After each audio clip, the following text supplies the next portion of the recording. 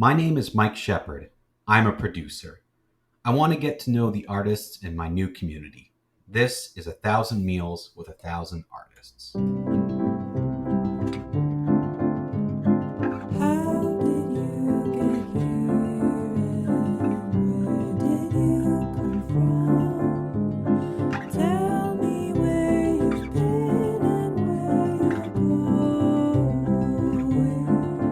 Yeah, my name's Ellie Floyd, and I do a lot of art, honestly. Like, I wouldn't say that I necessarily have a niche.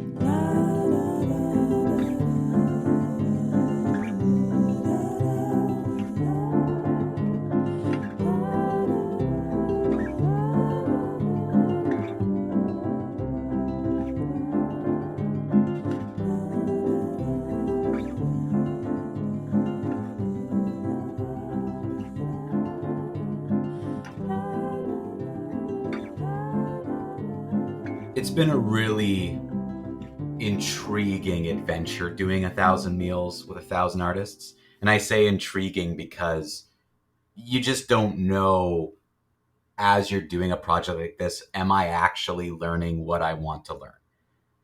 Um, and there are times, like I mentioned in previous episodes, and that you've seen if you've been following this podcast and this series, that out of 1,000 Meals with 1,000 Artists, I've met several artists that I'm collaborating with and working with, which is great. That's a great outcome. I don't think that was necessarily the point. The point of it was to really get a sense of the arts community and meet artists from all variety of backgrounds and then see where that information can take me. And this conversation with Ellie was, to me, a moment where 1,000 Meals took a bit of an elevation, took a bit of a step up, because we really got into topics that are clearly really important to Ellie as an artist, but also as an educator working with young people, and the power that art has to be a coping mechanism, a more healthy coping mechanism than some of the other ones that maybe we even talk about in this episode. And the passion that Ellie has for working with young people is something I can definitely relate to. I think with my background, it was easy to kind of have this conversation. But what I really liked about where we went with it was we talked a lot about arts education, and then it did steer off into about a very long conversation just about education in general. Obviously, with the various editing that I do, you can only kind of get a snippet, I should say, of our conversation and of what I think is the core of what we talked about. Because I end up talking to artists for an hour, hour and a half, and I try to keep it to 20 minutes or so of the core of what we discussed. And for this conversation, what you'll hear is a lot of talk about arts education and where the power that can have and where that kind of fits into education in general. And Ellie talks about a really cool project, building a mural with young people and seeing the expression that can come out when you just give opportunities. So it was really a lovely chat. I'm glad we had a chance to sit down. Ellie was a referral from somebody else. One of the two ways that artists can get on this, they either have to, one, reach out to me, or two, be a referral. So it was really great to finally sit down with Ellie and go through this conversation over some very delicious mac and cheese at Dreamland Cafe, a place I never even heard of, probably walked past a million times. It's right on Preston Street, kind of in my neighborhood. So I've probably walked past it a million times, but I didn't realize how delicious their pasta was. This conversation had a weird tech moment. You'll hear there's a bit of a difference in volume and things in one section. I'm not too sure what happened. These microphones have been so amazing. And for the first time, they failed me a little bit. But I did the best I could to chop around that little bit of hard cutting needed to get to the core of this discussion. I really had a fantastic talk with Ellie. I'm so interested to see where things go from here in terms of arts education. If there are more educators like Ellie out there, then young people are in fantastic hands, because I think the passion and the drive and the understanding that there's a lot of good art can do really, really comes clear to me. So enjoy our conversation as we sat down over some mac and cheese at Dreamland Cafe. my interests lie mainly in mental health and art. So just how we can connect art with the curriculum actually and see how beneficial art is to students as a coping strategy. So I'm very interested in mural work. That's my favorite thing to do. And that's how I get involved with the community, I would say. Like I try to work with youth. High school specifically is one of my favorite things to do. I did a cool collaboration with Gloucester High School.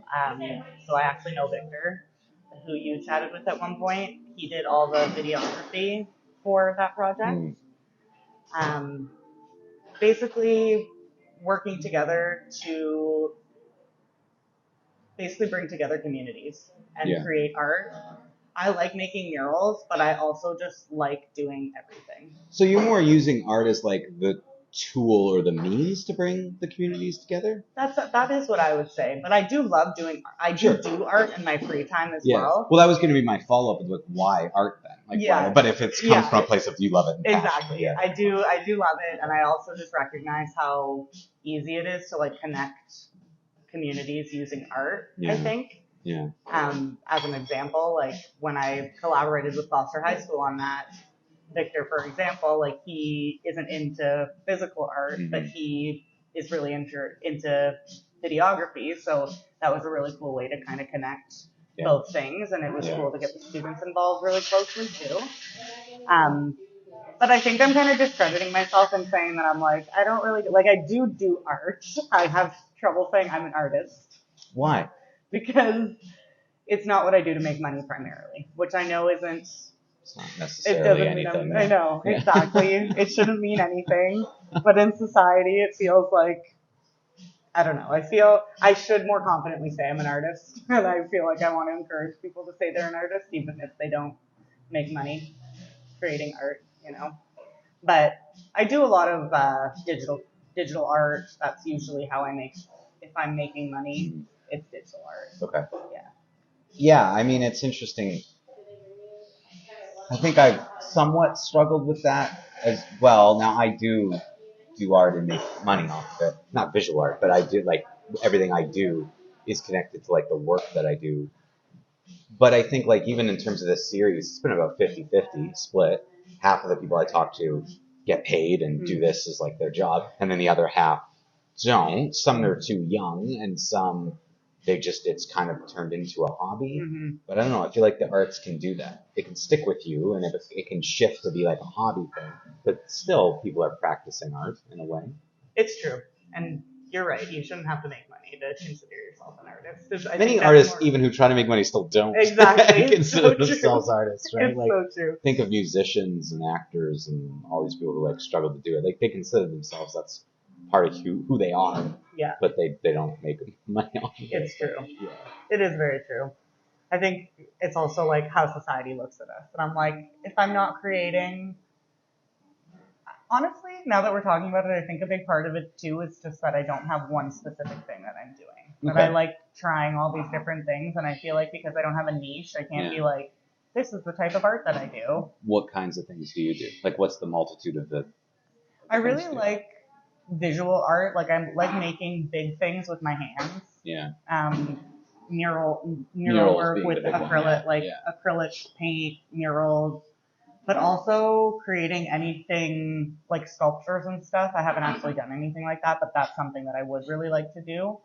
I get kind of bored doing one consistent thing. That's fair. So when you teach, what are you teaching? So that has been really cool because I'm supply teaching. Yeah. And my first month there was in an art room. So that was amazing. Well, then you're an artist. Like if you're teaching art, and I'm teaching art. I guess I'm an artist. If you're passing knowledge. Yeah. And that was so fun. Like the teacher was just on a little bit of a leave, so I was covering for her, but that honestly is what made me, so I just finished my master's degree in education, in curriculum and policy, and I'm really interested in like integrating mental health into the curriculum, whether it be for students or for teachers. And spending this month in this art room for my whole like undergrad and university career, I was wondering like where could we fit mental health education in the curriculum? Yeah. And I realize now it's in the art room. Yeah. Like that's actually the perfect place for it because kids are already practicing positive coping skills or like sustainable coping skills. Because positive and negative, like I try not to talk about it that way because it just puts some type of connotation on it. But it's just like sustainability, like. Drugs, like smoking weed, for example, isn't inherently a bad thing, but if you're relying on weed as your coping strategy for 10 years, like that's not sustainable, right? Right. And so trying to introduce like more sustainable coping strategies, including art, is just really important and I think conducive for youth. So that's something that I've just realized over the past month or so where I'm like, okay, this is a really cool intersection for someone like me. That brings the art and the mental health together. Yeah. And I think that's totally fair.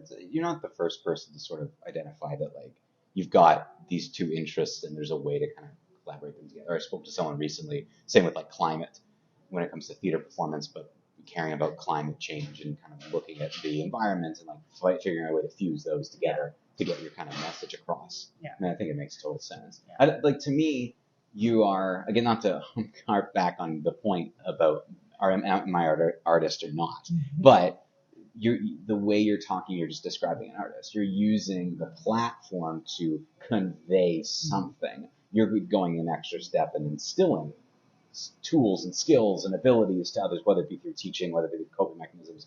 But yeah, that to me is, if that's not an artist, I don't really know. I maybe need to hear it 1,000 times. I was going to say, you said you were doing this for research. Yes, that's right. Tell me about that. I moved to Ottawa. Okay. I lived in Kingston, Ontario, which is not far from here, but I've lived there my whole life. I went to Queen's University. And I really, I don't know a humble way to say this, but like I owned the theater community there. Okay. Like I was very involved. Everyone knew who I was. I created a company. I ran a youth theater company actually for about 12 years that all worked with people under the age of 30. Like it was all high school students, university students. And I moved to Ottawa just under 2 years ago and had none of that. Like there's no connections. I don't know. And I've since then done things and such, but really this was my way to like meet the artists in the community. I just was trying to find an organic way to do it that wasn't working on a project. Because when you work on a project, there's like this weird, like often if I'm leading a project, I suddenly come up here and everyone is like sort of looking up and they're communicating to you in that way. And it's really difficult to like get information out of people, it's really difficult to talk to people. So I was like, what's a level playing field? And what's a way to do it? Well, every culture on the planet shares food. Yeah. Like that was the easiest. That was just like, there you go. And I got the idea from a friend who was doing a project somewhere else called 1,000 Cups of Coffee. And I thought, well, what's more universal than food? Yeah. So that's where I came up with the idea. And it ended up turning into a podcast because the conversations were so great. But I'm doing it for myself. I want to meet 1,000 people. I want to learn about what their interests are, learn about the community, the art here, and figure out how can I contribute and be a part of it. And I work in theater and the arts still. Like that's my job. That's what I do every day. But the stuff I'm doing for Soul One is kind of my passion, side project, because everywhere I go, I start a not-for-profit. That's what I do. So this is kind of just a fun way for me to get to know the community without having to do a project and be like, oh, by the way, now I'm in charge of a bunch of you. And everyone says yes and goes along with you because it's like you're the one in a position of power. So I'm like, level the playing field, go to a meal, the artist chooses the place, the artist chooses the food, and it's like, I'm along for the ride. And like, exactly. I love it. That's a really good idea. Yeah. It's a good way to just meet people. And it's hard for people to turn down free food in a chat. Yeah, and I've found people are a lot more responsive than I thought. Like one of the things I did from the beginning was there's only two ways that this happens. One, someone reaches out through the website, and two, it's a referral from somebody else, as opposed to me just randomly trying to go up to people being like, hey, dude. So, and it's been received very positively. People have been interested, and the podcast, which I thought was just a side thing, actually started to get like viewers. So I have to decide what to do with it. I'm like, can I monetize that? Do I do something with it? But it's really, I think there's an interest to just talk and share knowledge, which is really cool. And because even though I ran a youth theater group, I founded a youth arts festival in Kingston, which and ran it for several years. So I'm interested in all angles of art. Like, it doesn't matter to me. Art is defined as literally any act of creation. So I'm really interested to just kind of meet people and talk to people and see kind of where it goes. And I've already had one project, met an artist. I ended up funding a project they did.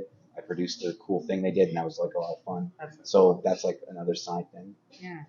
You meet people, you come up with ideas, things that you can work on together. It's unreal. I love it. Yeah, I was just curious because really cool. Yeah.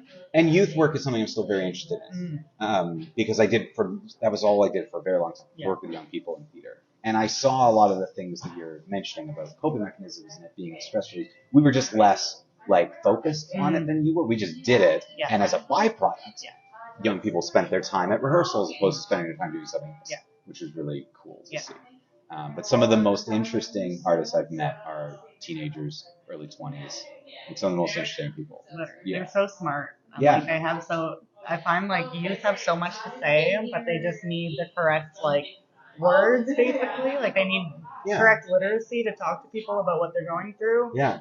And people to listen to them. Well, do you find like the art that you're creating with them, like are they naturally expressing some of that even if they can't with words? Like are they expressing it through the visual? I do find that, Like it's so interesting. We did a big mural, not a mural, but like a collage project, and they all got to pick a corner of the school where they were actually going to put up their projects. And every single one was so incredibly different. Yeah. And I was just like, this is so interesting because obviously you guys are taking it from your own standpoint and just kind of rolling with it. And like, for example, one was about music. So it was obviously music is very important, but it was, the way that they did it was just kind of like, it wasn't super in-depth. There wasn't intended to be a ton of meaning behind it. It was kind of, the message was like music connects everybody. It was kind of an obvious one. Still really beautiful and cool and stuff. But then there was another one that was like, half of the photo collage was in black and white, and then down the middle they did this like sheet of papers, and then the other side was in color, and then they put it up against a window so that you could see this light shining through the middle. And then it was something about splits, like basically like being able to see your reality for what it is, kind of thing. And they write a little bio beside it and like why they made that or what it means to them. And they essentially just said, like, at their age, it's so hard to get people to listen to you, and, like, your reality might not be what other people perceive, basically. And I was just like, that is incredible. Like, it was grade 8s. Yeah. I'm like, wow. It's really insightful. So insightful. And I'm like, you know what? I think they are, but they just, like, well, some of them I'm like. Fair enough. Everyone's a little bit different. Yeah. Some of them, like, really know what they're talking about. So it's cool. Well, and it's interesting because the comparison I always make, because I'm a huge sports person too, and that's what I grew up doing, was playing sports. And the comparisons are actually quite interesting, where you can have someone in grade 8 who's incredible at some sport, and the way people talk about it, like they're in awe, like, wow, what natural like ability and natural skill, natural talent, but they have that outlet for it in a way. You get the same thing from the young people who don't want to play sports. They have this other creative outlet, and until projects like this, they don't get a chance to show it. Yeah. And so I always draw that comparison. Like, so you've got some who want to play sports, and you've got some who maybe want to paint or express in whatever way. And maybe it's not it shouldn't be as shocking that there's like, wow, what incredible like insight and talent. But it's like, but that might be the way they think and feel and express themselves, which is not unique. It's just that's their voice. Yeah. That's like so cool. So did they come up with this project themselves? Like in terms of like the idea, like if you're like, okay, we're going to do murals, did they come up with what they want to do with just guidance, or are you influencing their creative process all? Like, how does that work? This class specifically, like they actually just came up with it. They just did it themselves. Yeah, that split idea with some young grade 8s, it's idea. A group of them, and like maybe another teacher chatted with them about it. Like I don't know, but I didn't tell them. I didn't give them any ideas about it. So I was like, you guys, I'm impressed. You know? And I think I like the hockey, like I like the sports comparison, because I think a big thing too is like when people say they like sports, it's like okay, well, if you work really hard at that, you can make a ton. Like you can get big. You can make a lot of money doing that. Yeah. But when people really like art, it's like you're Shut never it gonna down. make any money doing Shut it that. down. Like Yeah, exactly, yeah, and it's such yeah. an interesting thing because it's like why. I bet the odds of someone becoming a professional NFL player, like who knows? I don't know the actual math, but it's like the odds of I'm becoming. sure it would be tough. Like it would be very small. Yeah, like they're both slim to none. Yeah. Like you got to work very hard in both cases. And the thing that it's not just I think perception. It's the way they're set up. Like I know enough to know that sports has this way of starting at one age and building and building and building and building, and you have a clear path. Yeah. Where the arts, it's more just kind of a void that you walk into and hope you make it. And the arts could learn a lot, I think, from the way sports is structured. Of like, this is how you build. Because even if you don't make it professionally in the NFL, you can play in Europe. You can go to Australia. You can play like in hockey. There's like multiple levels. You can make a living playing hockey without making it big. Where you can do the same in the arts, but it's just not spotlighted in the same that is. I completely agree because it would also like create a space for artists or just for youth to like practice those things in the like you have gym class where you're learning these like little skills, and you do have art class, but I cannot remember for the life of me like what I learned growing up in art class. Like I don't think we learned any skills about like this is how you shade, this is what would be useful to, this is how you start drawing a face. Like you need to learn the figures first, and you draw the figures, and all those things would be so useful in the. Most artists are like 100% self-taught typically. And then as they get older, they're just teaching themselves all these things that they wish they had learned at some point. What are we missing? Why is that not? What is everyone's? That? It's funding. Funding. It all comes down to money. It always comes down to money. However, like I think that it wouldn't be too difficult to just collaborate, like teachers with student, like one person with a student, or at the school that I'm at now, which is on the Gatineau side, but for the English school board, they are bombarded with murals. And so I asked, like, I was like, this is amazing. Like, how come you guys have so much stuff here? And they hired a student who graduated last year, and she comes in and just does murals with the students. So I'm like, that's a perfect thing because she's fresh out of high school. Like, she's not looking to make the most money. Like, obviously she's going to get paid for what she does, but if, like, I wouldn't go back and do something like that and be paid the same amount. Is it that time and energy and people focusing on finding it? Collaboration? Like if a school collaborates with artists, but is there ever that opportunity to do with an organization where it's like, oh, you instead of doing any school, it's an after-school program that's part of it, or it's sort of a workshop series once a week in this class where organizations brought in with artists. Like, is there anything like that you've seen happen in work? Honestly, like the way that I got connected with Ulster High School, I was working with YouthNet Ottawa at the time. Have you heard of them? No, I've heard. I've heard of the company, but I don't know anything about them. So I was working with them at the time, and I was a facilitator, so we would go into the high schools and give presentations about mental health. So like Wellness 101, Stress Less, How to Help a Friend, stuff like that. And I was doing that, and then my boss basically just reached out to me and was like, we're collaborating with Youth Ottawa on this project, and they need to hire an artist. So I was just wondering if you would want to do it. I was like, absolutely, that would be so fun. So it was kind of affiliated. I got paid through YouthNet, not through the school. Okay. So that was kind of like that example. I followed up with them again this year to see if there was any further funding, and they said no. So I actually heard that a lot of their funding was just not there for that. Yeah. So it's little stuff like that, but I do honestly believe that if the general public got more information, or youth got more information about where to find funding, that would be so beneficial. Because even I just left university, I have this research idea, like I did my synthesis on a specific thing relating to professional development, like what exists for teachers relating to mental health and crisis intervention. Nothing. So I'm done schooling, but I want to continue. I think people should work more with organizations and other businesses and other companies to form those kind of collaborative processes. Because I don't think it's fair to expect an artist to know how to do all those things. But sometimes I've approached artists in various fields, and there's almost this protection of like, if your organization gets involved and writes grants for us, then we're beholden to you, and that could be a problem. And it's like, yes, but there's a trust we should build to like let the artist create what they want to create with some restrictions that are here to help and kind of be part of it, if that makes sense. What kind of is next for you, and not necessarily like, oh, these are the projects I'm working on, but like, what do you think is next in your like artist journey and what you want to achieve and where you want to go with it? Because obviously, I would think that education to young people is going to be a part of it regardless, because you've obviously wanted to talk about that a lot. So is that where you see using art, like always communicating with the young and working with them and instilling that in them? I do think that's probably the next 5 years of my life will probably be a lot of that. Like how I can, whether it be like developing a curriculum that I can try to implement or contributing to the curriculum somehow. Like I would love to work for the school board and help with curriculum design. Right. And if I could do something to incorporate mental health more intensely into the art program, I think I would really like that. I really think it's important that mental health be incorporated one way or another, and I think that art is probably the place to do it. So I do think that that'll probably be the next step for me, looking for a job where I can contribute to the curriculum meaningfully.